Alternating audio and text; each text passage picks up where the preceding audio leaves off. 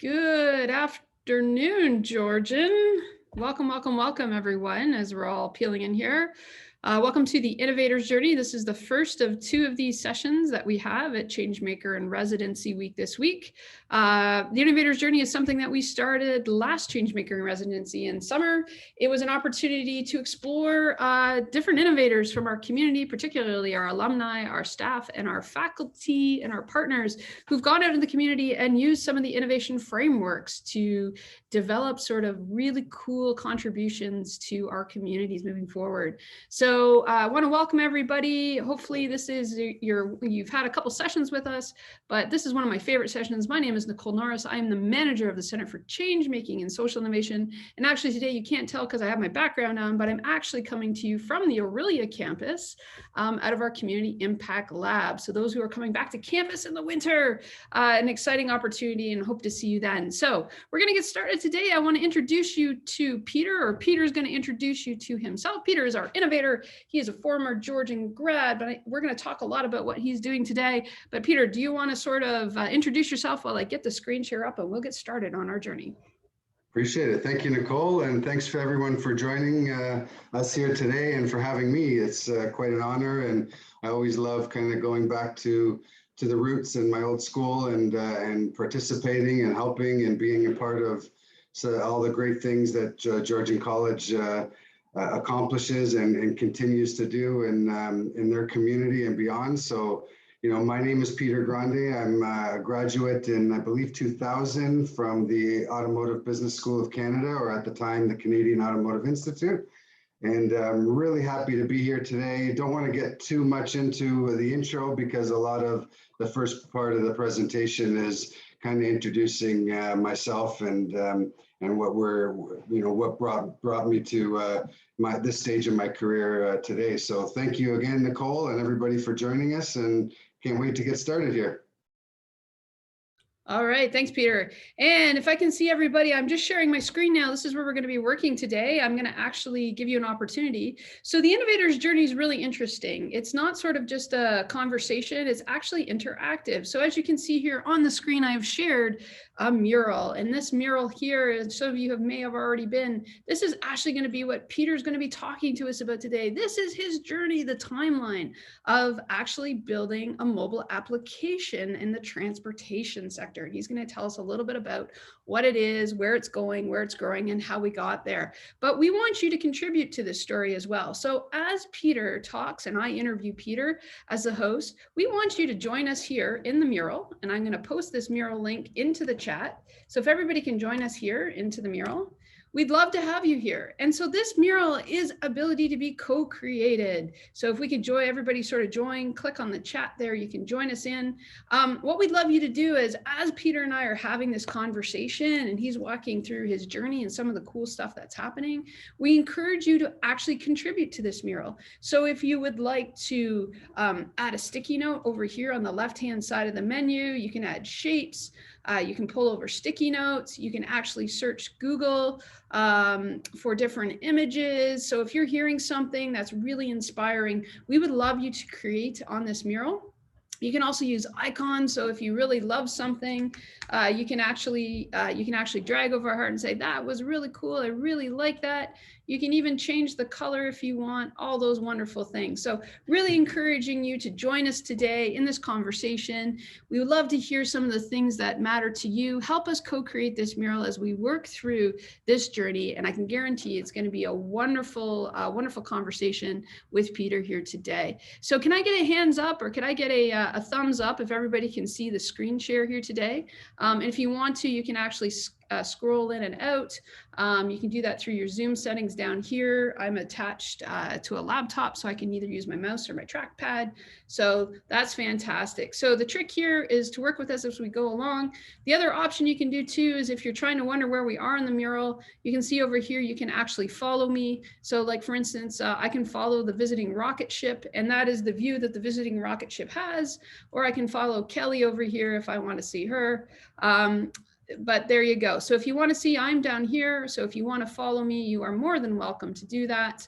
I can also summon everybody as well to get us started. We got 6 people in here. So feel free, I'll release you all now. But let's get started in introducing Peter, our amazing Georgian grad here in the Innovators Journey today. So Peter, I want to start with this, this quote that you have here. Do you want to tell us a little bit about this quote that you dropped in the mural and what it's all about? Yeah, I'd love to. I mean, my father, and we're going to get into the childhood here. You can see my brother, my dad, and myself. And, you know, my mom's not watching, but of course, she's a big part of our family as well. I just didn't wanted to kind of put the father-son relationship in there because throughout, he was a big part of our lives in sports and in business. And when you look at Vince Lombardi, the coach of the Green Bay Packers, you could see us sitting actually at a Packers game for my dad's 70th birthday party there. We took him to a Packers game there.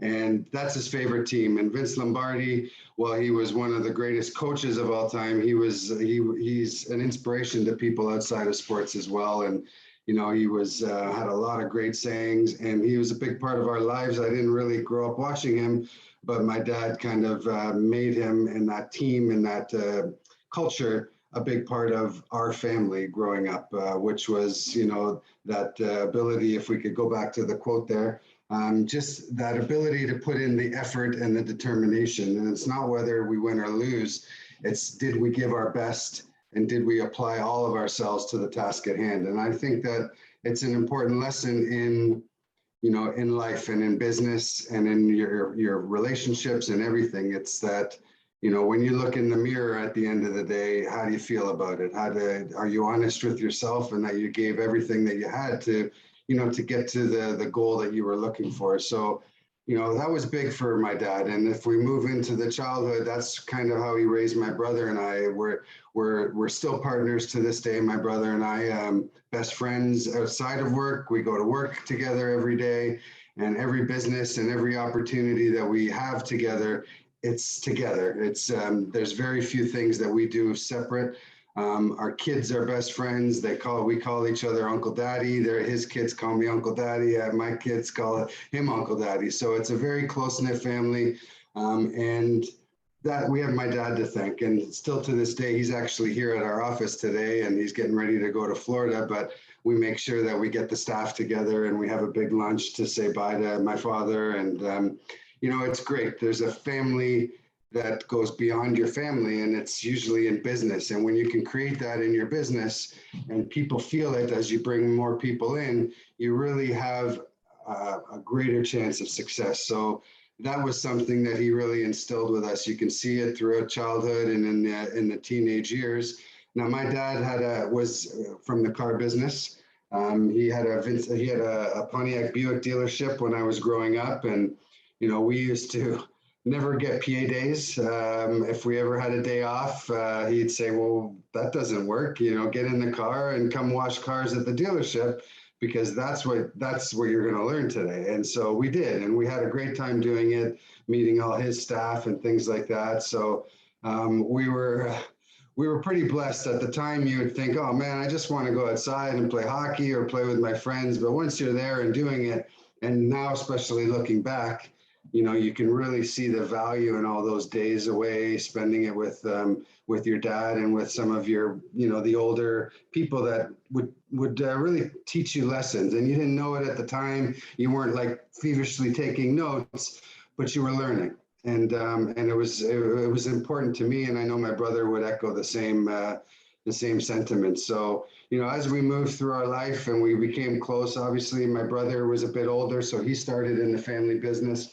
And I didn't exactly know I wanted to be there, but I did know that I loved parts of the business. And the parts that I really loved was the people side of it. I loved the fact that my dad went to work every day. He met new people, he managed people. He actually put dreams in people's driveways in some cases, which I thought was pretty cool. So I said, you know what, I don't know what I want. I think this would be a great start. So I went to the CAI, the Canadian Automotive Institute, and you know, had a great time there, was able to complete 3 co-ops, all very different in scope.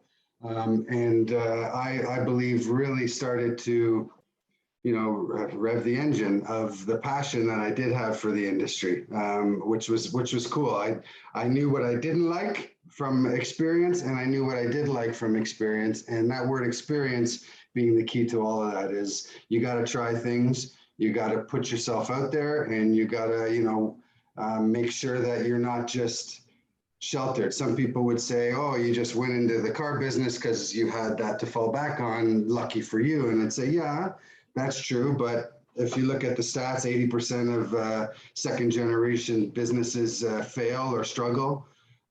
So it's not easy. And, my dad has got big shoes to fill. There's a reputation in the automotive industry that is second to none, because what he taught us was every day, all you have left at the end of the day is your word. So it's important to stay true to that and to treat other people that way. And I love that. And my brother and I do our very, very best to protect that reputation that my dad worked hard for. And it hasn't been easy. The car business gives you its own set of challenges, its own struggles, and has some stereotypes attached to it as well that, you work hard to get through. But we did that, and we're here, and we're working great together, and we've managed to take a humble business that my father started and he's passed down to us, and we've kind of grown into so much more. And I can tell you that my father's pretty proud of that. And when you look at the basis of the businesses that we've started from the leasing company, you'll see that it comes from how we were raised and from his mentality of definitely being in service to others, which is super important to us as a family. So, I went to Georgian, had a great time there, met some great teachers that I still keep in touch with today. I come once a year to the business law and ethics class, and I teach ethics and help the students there get a feel for, the car business and accessibility for people, elderly, people with disabilities, people of all abilities, which is the right way of saying it, and how it relates to the car business. But from that Georgian experience, I knew I wanted to keep learning, to keep my options open. So I ended up taking the undergraduate course at the University of Western Sydney in Australia, which to me accomplished two great things. One of them is I've always had an innate feeling that it's important for us to travel, to move around and to meet new people and new cultures, and not be sheltered in believing that our little area is the world. It's you need to be out there and meeting new people and experiencing new things. So when I looked at the opportunity in Australia, I thought, well, it doesn't get much farther than that. So, let's try that. And the weather's pretty great. So, it checked all the boxes. And I was really, excited to do that. So after leaving and, taking that plunge, going there by myself and jumping into a new situation, it was everything that I dreamed of and more. And I was able to jump into the final year of an international marketing and operations degree. But again, almost more importantly, I was able to meet some great new people, work for Holden in Australia, which is the equivalent of GM, have some new experiences, friends that I still keep in touch with to this day, and that we help each other to further our business goals and keep our friendship strong. So, through that childhood and education, I believe that you really create the strong foundation and a base, for how you're going to act and react in your professional career. So I graduated from Western Sydney and I came home, and I, just like the PA days, my dad said, well, you got nothing to do today, get into work and start working. So I went to the leasing company and started to kind of find my path forward. And I knew it wasn't in leasing exotic cars or fleet vehicles, like cargo vans and stuff, but I was lucky enough to get a great call from a customer that we had leased some taxis to back in the day. My dad did, and my dad passed the client over to me, says, work with George here and see what he wants. And what they wanted was for us to lease them wheelchair accessible vehicles so that they could work the TTC Wheel-Trans contract. And at the time, they were taking minivans and they were cutting them in half essentially, and they were jamming a ramp into it and putting it back together and using it as a vehicle in the provision of service for people with disabilities. And they rattled and they shook, and they didn't have the best reliability, longevity, things like that. But for me, I was now servicing more than just one person. I wasn't just putting a luxurious automobile in their driveway. I was helping somebody make a living for their family, be it a driver. I was helping that driver help 10, 20, 30 people a day get to and from their doctor's appointments, family visits, leisure appointments, whatever it might be. We were finding that I was finding that really filled my heart up. It was something that I enjoyed doing, and I leased almost 110 of those vehicles to this company, who then got the TTC contract. And the reason they called us is that no other leasing company would lease these vehicles on the fact that they didn't know how to value them in the end. And I made it really easy. I said, no problem. At the end of 4 years, it's worth $1. And we minimize our risk and we see how it goes. Well, that went very well for us. We did 100 at first, then I did another 75 the following year. And all in all, over the next 3 years, I think I did about 200 vehicles for that project. And the Wheel-Trans program has since, really become one of Canada's biggest.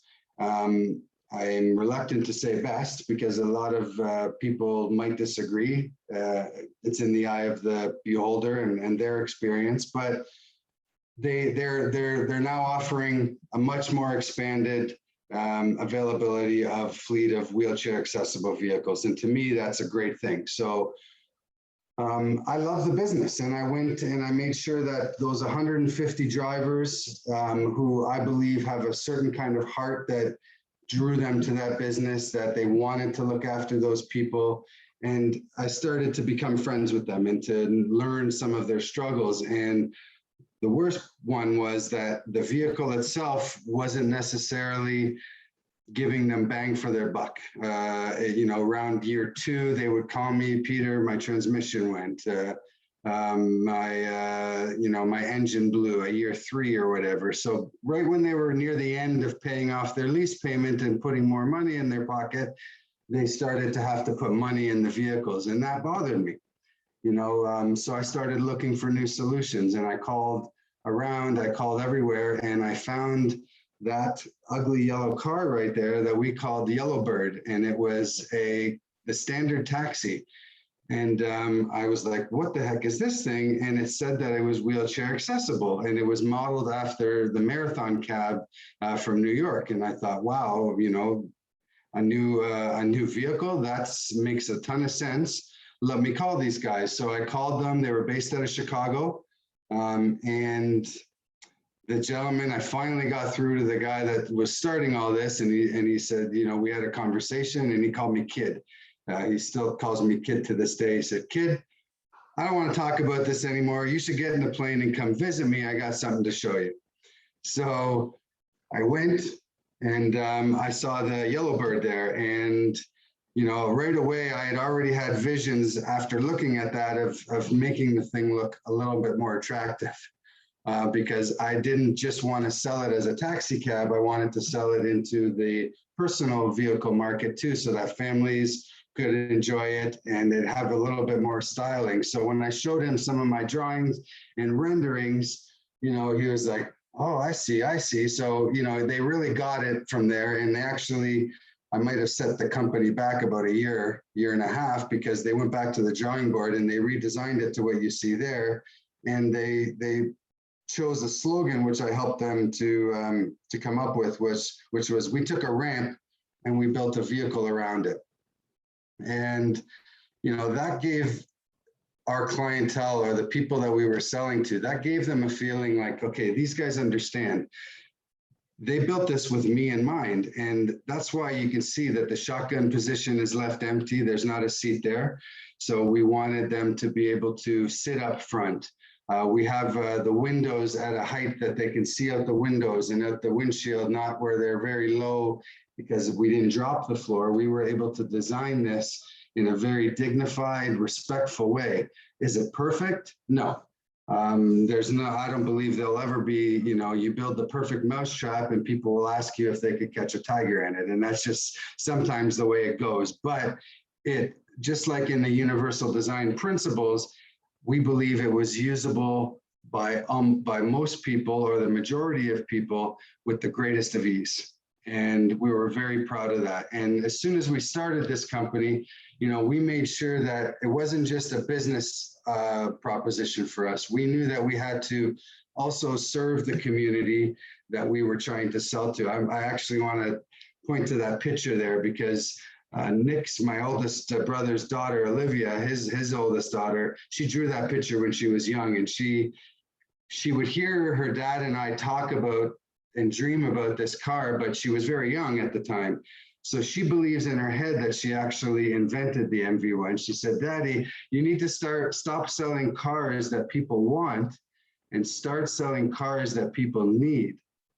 And so she heard us speaking, and she drew this awesome picture of the MV1, and she says, "I think this would be good for a wheelchair vehicle." And meanwhile, we were already knee deep into this project. And if you go backwards a little bit, you can see my brother, myself, and Frank are receiving an award from the city of Vaughan, the accessibility award there.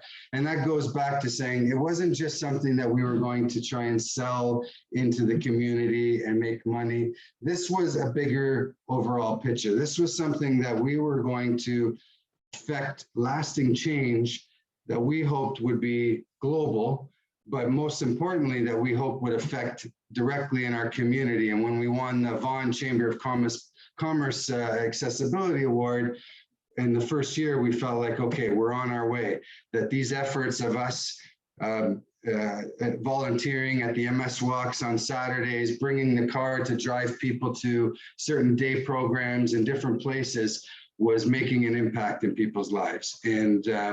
And not to mention all the great stories that the car was, and the impacts that the car was making in their lives. Our company now took on the persona of the vehicle, and we went forward with that, which was, this is for everyone. This is a universally designed vehicle for everybody.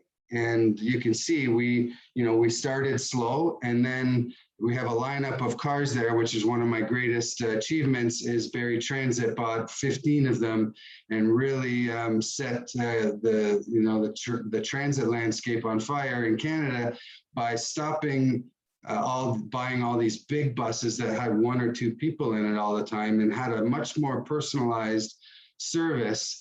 And they were a lot more nimble in a first mile, last mile solution. Now, they did a great job for them for a long period of time. Different people have different views on how transit should be done. And I believe they've almost hit the end of their life cycle there now. And unfortunately, the vehicle is no longer in production because the team in the US shut down the company for whatever reason. And they're no longer being produced. But right near the end of that, I realized that while this vehicle and this business model has a tremendous impact on people's lives, it's not going to affect the total change that we're after. And Nicole and I purposely wanted to put this iceberg picture there, to show that the problem that we see above the water pales in comparison to the problem that is below the water. And that goes through, you know what, it's good you put those notes there, Nicole, because one of the things that I was really pumping or singing from the rooftops for MV1 was the fact that we were a factory built vehicle. So we did every crash test that a normal Honda Civic would do, that a Range Rover would do. We complied with every crash test. So now when we sold that vehicle, we were actually allowed to tell people that this is the safest, most tested accessible vehicle on the marketplace. Whereas some of the old vehicles that I was telling you about, they worked on exemptions. They would only take the crash test data that they felt they needed to redo, and it wasn't nearly enough, in my opinion, from what the alterations that they made. So they were able to slip through with exemptions, whereas we kind of set a new standard. And now, although the vehicle isn't here, people can no longer say, well, you know, what do you want us to do? Build a car from scratch? That's impossible. Well, no, it's not impossible. It's been done. And I'm sure we're not going to be the only ones to do it. We've blazed a path for somebody to be able to do that now. But the vehicle isn't the only thing. So Peter, I noticed. Yeah, go ahead. I just want to jump in. Please. Yeah, this is fascinating, but you know, you're right. When we were talking about this story, and there's so much great, and I want to ask you about the Corvette and everything too. That was way back there. But no, this is phenomenal. But I think the turning point when we were talking about this was this policy gap, right? So you had solved an issue with those owner operators with those taxis. You had literally built them a vehicle to solve the owner's problem, right? Then you realized you're solving a personal, like the individual's problem.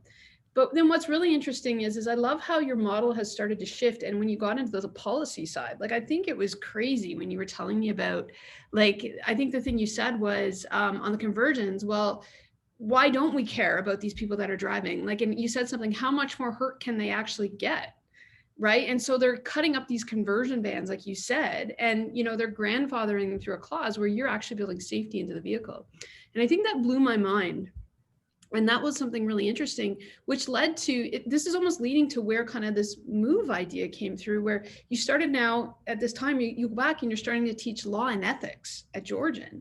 Like, I found this a really fascinating transformation for you as an individual, right? Because you were just sort of like, okay, we're in the business of vehicle manufacturing. We went from leasing to now vehicle manufacturing to fleet management, but now all of a sudden you're in policy.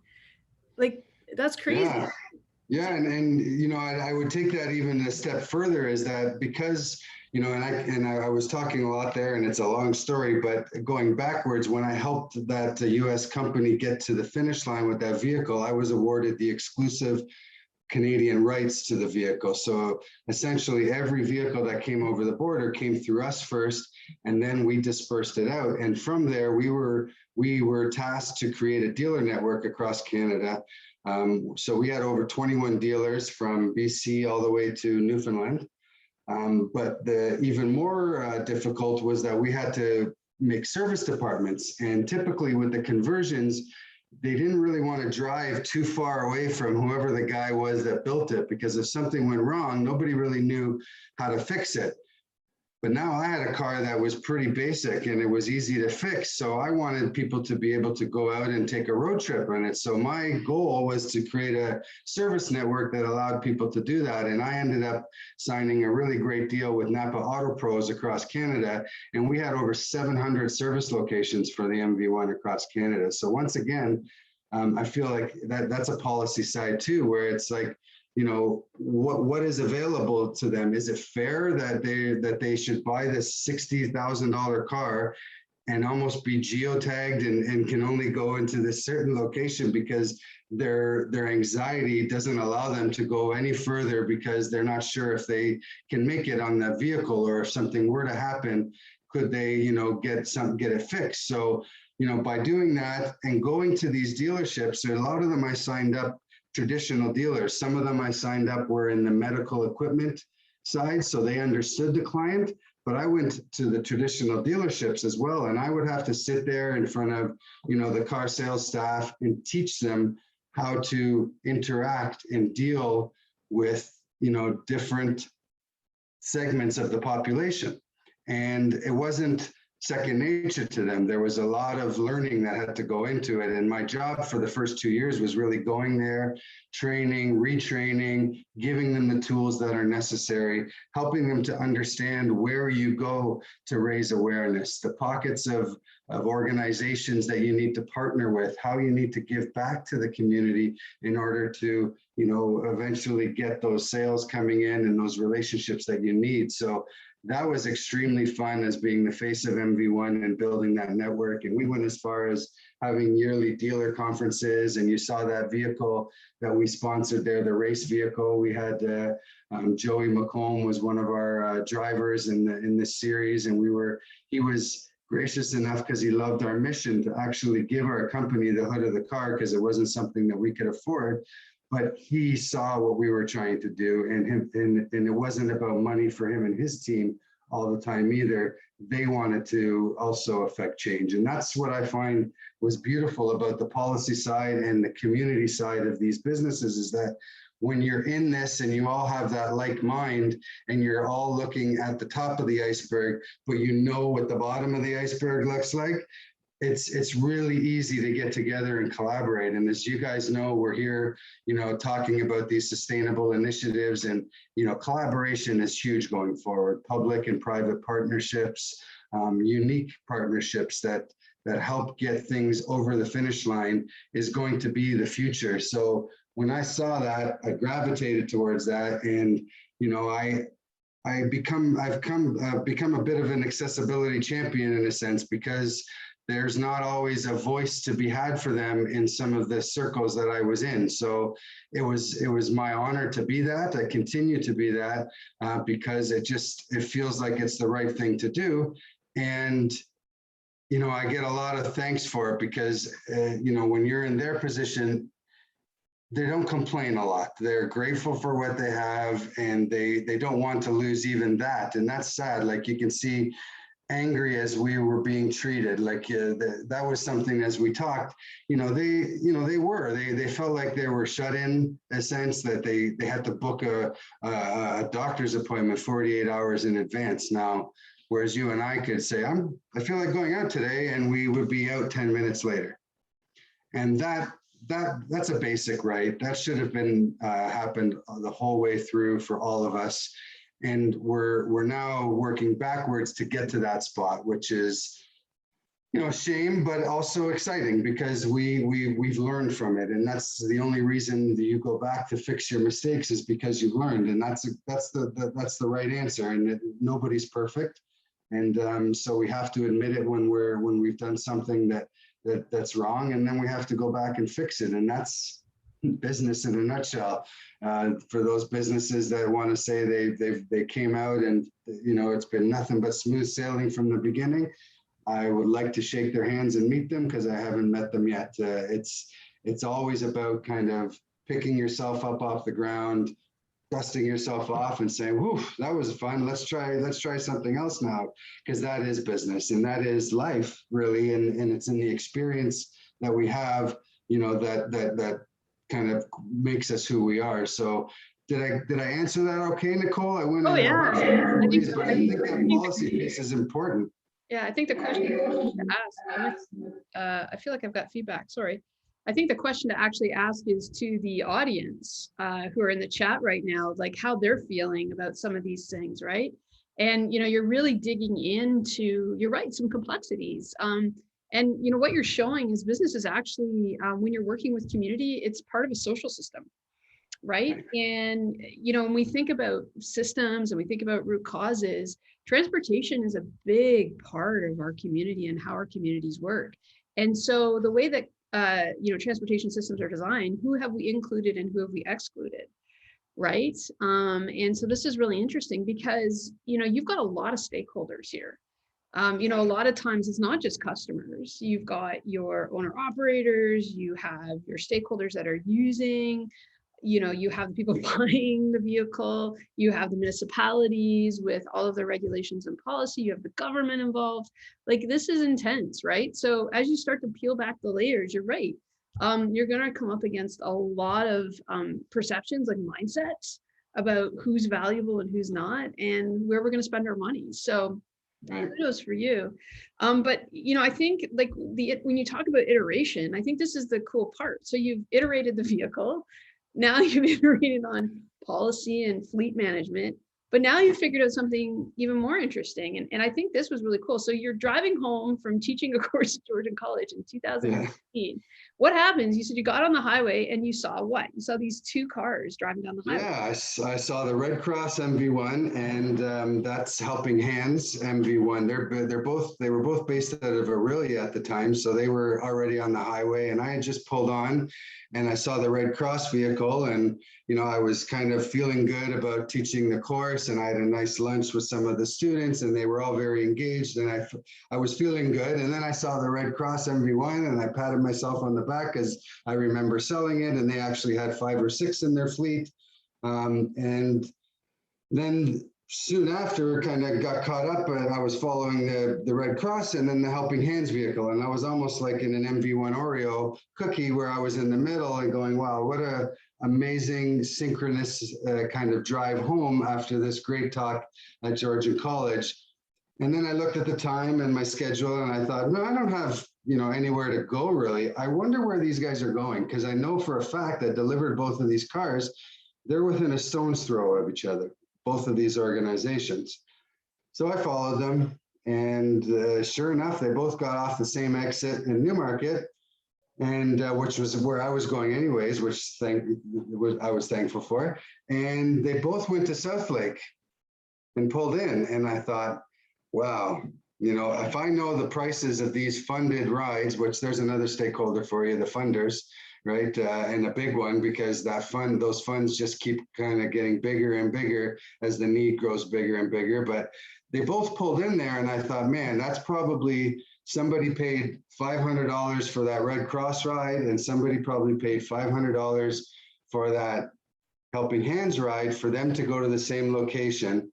2 cars, 2 drivers, 2 gas bills, all of that. And all we might have needed was an ability to collaborate and communicate on a common platform, in kind of a ride sharing, fleet management type of idea. So, I started, the wheels started turning, going, okay, I know where a lot of these vehicles are now across the country. I know which operators are forward thinking. Maybe now it's not just about having these vehicles out there, because I had sold, 3, 4, 500 across Canada at that time.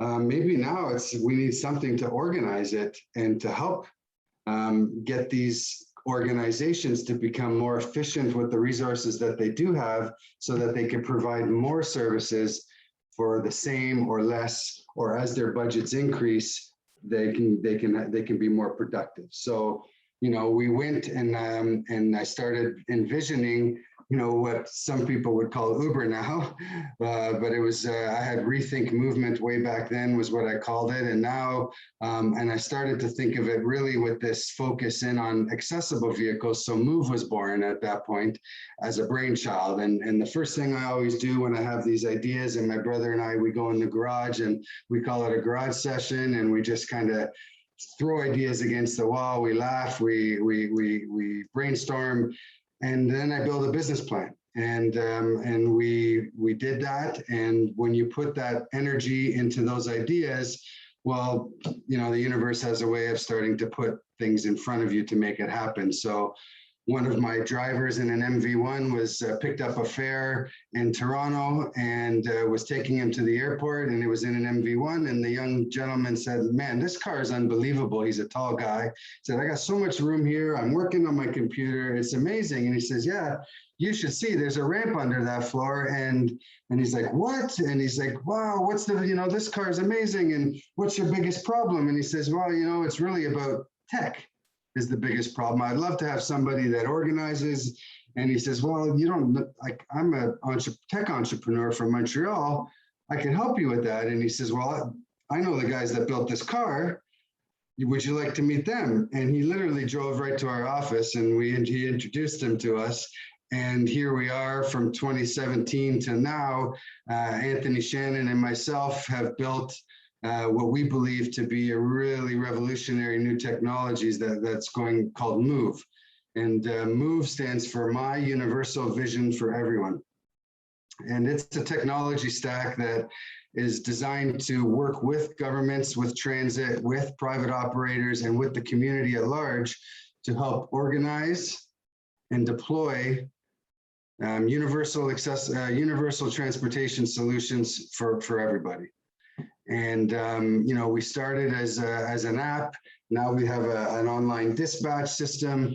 We went and we did some pitching to get our idea off the ground. We were in Chicago at the Shared Mobility Summit, where you see there we won the Startup to Watch at the Shared Mobility Summit there. That's my partner, Anthony. I had to go home early there.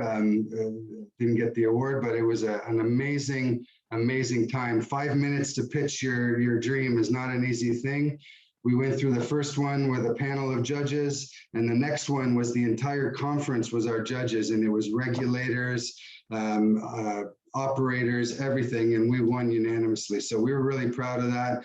That led us to Michigan, where we got a $1 million pilot project. That's Amanda that was in the crowd that day in Chicago. She brought us to Michigan. We got a grant there, and now we're in the middle of commercializing this technology and really helping to organize and structure community-led universal transportation programs as the tech partner.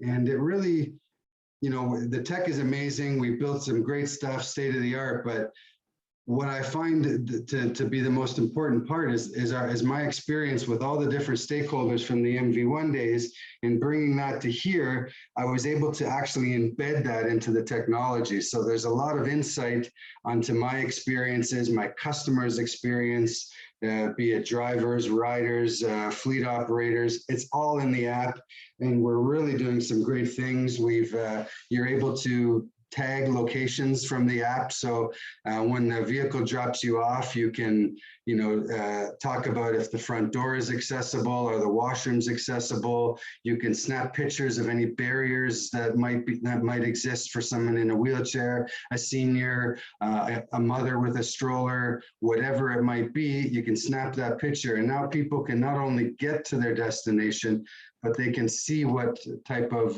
barriers might exist when they do get there. And then we also have embedded an app or an events aggregator within the app. So one of the biggest problems we're fighting is social isolation. A lot of people don't go out because they don't think the services is there for them to go out, or that there's nothing for them to do.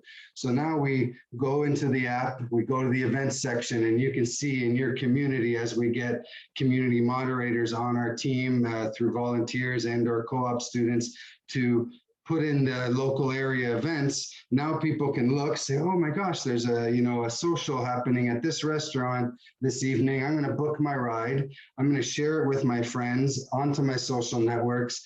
And now other people can jump on that same vehicle, share in the cost, have a great time together, meet their future wife, their future employer, their future friend, whoever it might be, and really be a part of the community and give back like they're all so desperately trying to do.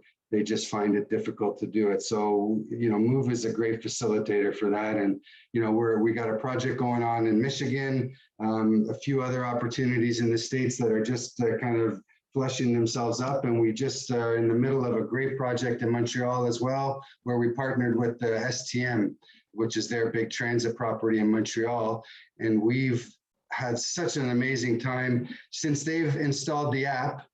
There's been 100 people that they chose to be a closed loop testing team with us, and they've put the app in 2 locations, 2 subway stops, and those people are able to get off the subway and immediately call either pre-schedule or call their car from the app to get to the last mile. So they've taken the subway there, now they got to get to work. And instead of waiting for a taxi or whatever, they could already have it there, subsidized through STM. And the 100 people that have used it, on average, they've now shaved 15 to 20 minutes of their time to get to work and home each way. Their enjoyment of the process and everything, the feedback has been through the roof. Really proud of that one, especially my partner, Anthony, who's from Montreal. Seeing it working in his own backyard has been extremely gratifying for us. And, we feel like the sky's the limit for us. And as we travel and do more talks like this, some of the things that we look to do is we look to make relationships with people like Georgian College, or, who that might be, where we can organize groups of students, to go tag their community and understand what the built environment might look like.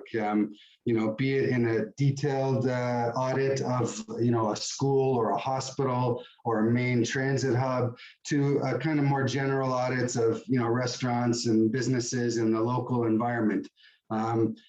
So we look to create those kind of collaborations with academia. We're looking for partnerships with governments and with transit properties, and with students and young people like yourselves for feedback and to understand what we did right with the app, what you guys might feel, can be improved upon, because we are an agile team as well. And we know we didn't build the best thing right off the top. We're going to continue to innovate and do better. And I can see that, if you're able to download the app at both iOS and Android, it's at GoMove, MUVE. And, I'd love any feedback on inclusive design, what type of questions we ask.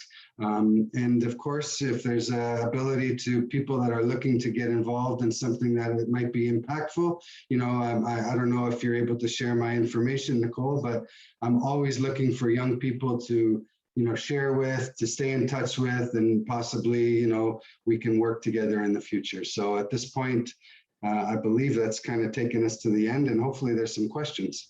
Wow, that's incredible, Peter. Thank you. You know what, I just want to go back and I want to reinforce some stuff. So you really switched your business model from a product to a service offering. And I think what's, just phenomenal on so many levels is, number one, you really considered the end user, who not a lot of people consider, right? You spent the time, you worked with them, you looked at what their needs were. And it's not so much, it's that safety piece and social isolation. And when you think about it, like at some point in our lives, we're all going to end up being disabled. I mean, just, right here, like I can't see anything if I take my glasses off. It certainly doesn't signal the complexities of what the transportation piece would be. But when we start to think about, right, like when we design for the edges, we make the middle better. I think this is really signaling us to, the compassion and the empathy, and also challenging status quo. Right? You've proven that you can use technology in a positive way. And I think for any of the students that are on the line that are in computer programming, I always challenge students. They're like, oh, we're going to build an app for that. Well, I would say watch this video because you guys didn't start out with, I'm going to build an app. You started out with solving an issue. Right. And I think this is really important to understand. And the fact now that you're involving the community in almost like citizen science or citizen community engagement. And what you were talking about is having students use the app and go around and start snapping pictures of your community. How do you get into the Queens down in Barrie? Heck, how do you get into Georgian College? What's the best entrance to get into? This is phenomenal. So I just wanted to say, this has been amazing. And yeah, if there's any questions, if anybody wants to open up the line, happy to take any questions if we have any in the mural, or if we have any in the chat. Peter's here and would love to take anybody's questions at this point. Thanks, Nicole. Just a quick comment, because and first off, I love that saying, design for the edges, it makes the middle better. That is perfect. I'm going to hopefully be able to borrow that one from you. But when you mention the status quo, I believe that, when somebody says, well, who's your biggest competition? That's my biggest competition, is the fact that we would just sit here and just kind of do the same things over and over again and expect different results. So, that's what we're battling at this point. And right now you find certain directors that are very forward thinking and want to move on from the status quo. And then there's others that hold it so tight and they don't think that there's anything different. And that's just, that's the battle we fight at this point. So that's why I love speaking to the youth of today, because status quo and changing is that's not their problem. Yeah. I think was there somebody that was coming on the line here? Oh, no, and you're right. And I think this is where change making comes in, what you're talking about with this idea. Like when you went up here and you were talking about, okay, you're going to start working with it. Like these processes that we look at, like these innovation processes, like human-centered design. You talked about being iterative. You talked about being open. You talked about ideating, the sketches, like you said, you would empathize and you would sort of figure out what is the problem we're solving, and then how do we solve it? How do we prototype and test it? And then we do that again and again and again. And at some point, somebody writes a business model and cuts you a check, right? But you have to, it's that process. And you're right. So that status quo is shifted by, innovators like you stepping out and saying, like, we have to be brave and we have to be courageous, and we're not always going to be liked. And, heck, we're not always going to get it right. Heck, we're never going to get it right. Right? Because the world changes. But right. I think this is pretty great. And so moving forward, I'm happy to post a connection in the chat. So if everybody's got, you can connect with Peter here on his website. I have to say, I'm just going to stop here for a second. I have to say, I was really excited to see this. I actually spent a couple of years in NASCAR, so completely understand what this was all about. And I thought that was phenomenal that that your team actually stepped up to the plate on that. So just that was my big takeaway. But I do want to ask one question before we sort of care. What is this Corvette over here? I have to ask. I wanted to know what's going on here with this Corvette. Yeah, that's it's just a picture that my brother drove that Corvette. It was a Greenwood Corvette, really kind of limited edition, and it was just kind of his favorite car, so he wanted to do a little photo shoot with it. So as you can see, we both had the long hair at the time, and we actually were posing with our instruments at the time because we were in bands together and stuff like that. So I don't know what happened with, why, but it's he loved seeing it because that car still brings back memories. He still regrets selling it, but that's the business we're in. So, but there's not much to it other than that it was a car that him and I just truly loved, and we spent a lot of time in it together. That's amazing. Yeah. Yeah. That's great. I knew there was something with that Corvette. I had to ask before we. It was a beautiful car. I wish we still had it. But you know how many of those I can say that to? Yeah. That's amazing. I still think though your MV1 though, I think it could take it in the quarter mile. There you go. Beauty is in the eye of the beholder, and that's the most beautiful car I've ever seen in my life, right there. There you go. Anyways, Peter, this has been a phenomenal session, and I really appreciate your time and energy being a busy entrepreneur. I would like to thank you on behalf of Georgian College, all these students on the line, on behalf of International, and also on behalf of just innovators everywhere in our community. So thank you so much for your time. And if there are any questions, like Peter said, what's a great place, Peter? How do we get a hold of you? Do you want something in the chat here, or you can post in the chat if you like? Yeah, feel free to put my email address. I mean, if you go to the website as well, there's direct links to the app, as well as if you go to info@GoMove, that comes to me as well, because I just take off the founder hat and put on my customer service hat, and I go from there because we wear many hats in a startup. So yeah, either one, but feel free to share my email. Like I said, I love talking with the students, and I'm always here to help, advice, whatever it might be. I would love that. So share my email, info@GoMove works great. And yeah, I look forward to it. If there wasn't many questions, but if some come to you afterwards, anytime, everyone, it would be my honor and pleasure. And I appreciate you joining us today. Yeah, thank you so much. So here's your last few minutes of our session. If you do have any questions, Peter is here. But if not, if you do have to get to other sessions, or you have to take a washroom break, or you're just getting off to enjoy yourself, and have a wonderful afternoon. And thanks, Peter. Looking forward. And we will have, this has been recorded today, everyone. So we'll make sure this is posted on our YouTube channel in a week or so. So thank you, everyone. Have a wonderful day and have a wonderful week. And look after yourself. Go drink some water.